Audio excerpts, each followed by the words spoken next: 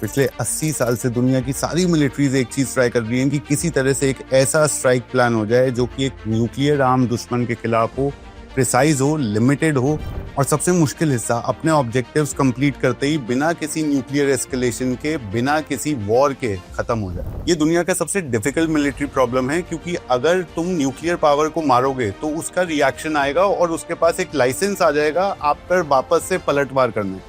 ये दुनिया में 3 बार ट्राई हुआ है। सबसे पहला था 1981, इराक का nuclear reactor. Saddam Hussain nuclear bomb बनाने जा रहे थे और इजराइल को पता था कि अगर ये बॉम्ब बन गया तो इजराइल की एक भी सिटी सेफ नहीं रहेगी, इसीलिए बॉम्ब बनने से पहले रिएक्टर को उड़ा दिया गया।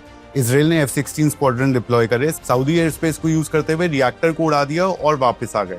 ये एक बोल्ड था, लेकिन इराक के पास उस समय एक न्यूक्लियर बॉम्ब नहीं था, इसीलिए ये नंबर 3 पे है। नंबर 2 पे America. 2011 Abbottabad.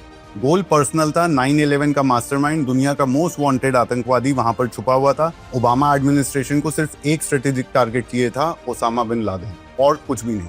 Navy seals Pakistan की सॉवरेन जमीन पर उतरे, पाकिस्तान के रेडार को भनक भी नहीं लगी, कंपाउंड में एंट्री करी, 40 मिनट, बिन लादेन खत्म। और ये इजराइल से ज्यादा बोल्ड था। पाकिस्तान उस समय एक्चुअली न्यूक्लियर आर्म्ड नेशन था, लेकिन अबोटाबाद एक 1 नाइट रेड था, एक सिंगल मिशन, सुबह होने से पहले खत्म, डी एस्केलेट करने की नौबत ही नहीं है। और अब नंबर 1, 7 मई 2025, ऑपरेशन सिंदूर। 1 साल पूरा हो चुका है इस ऑपरेशन को और आज भी हर एक वॉर कॉलेज में इस ऑपरेशन को पढ़ाया जाता है। क्यों? उसका रीजन बताता हूं। भारत ने 24 मिनट के टाइम स्पैन में 9 टारगेट मारे थे और वो भी पाकिस्तान के अंदर। भारत ने एक रेड नहीं करी थी, 4 दिन तक ऑपरेशन चला था। पाकिस्तान ने टेक्स्ट बुक रिटेलिएशन करा, drone, F-16 missiles.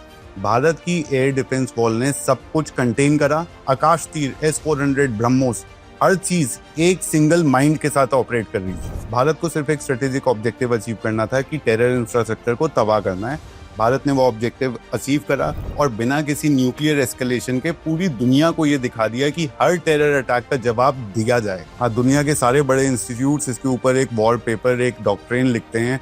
American war colleges में लेक्चर्स चलते हैं। इजरायली एनालिस्ट ये समझने की कोशिश करते हैं कि इस सब को करते हुए भारत की प्लानिंग क्या थी, माइंडसेट क्या था, क्योंकि भारत ने वो प्रॉब्लम सॉल्व करा है जो कोल्ड वॉर के 80 सालों में कोई सॉल्व नहीं कर पाया था। 4 दिन का कैंपेन, स्वदेशी हथियार, दुश्मन को खुद सीजफायर मानने पे मजबूर करना। दुनिया की किसी मिलिट्री ने आज तक ये एक साथ सारी चीजें अचीव नहीं करी थी, इसीलिए टेक्स्ट बुक्स दोबारा लिखी जा रही हैं और अब ये सिंदूर डॉक्ट्रिन के नाम से फेमस हो रहा है।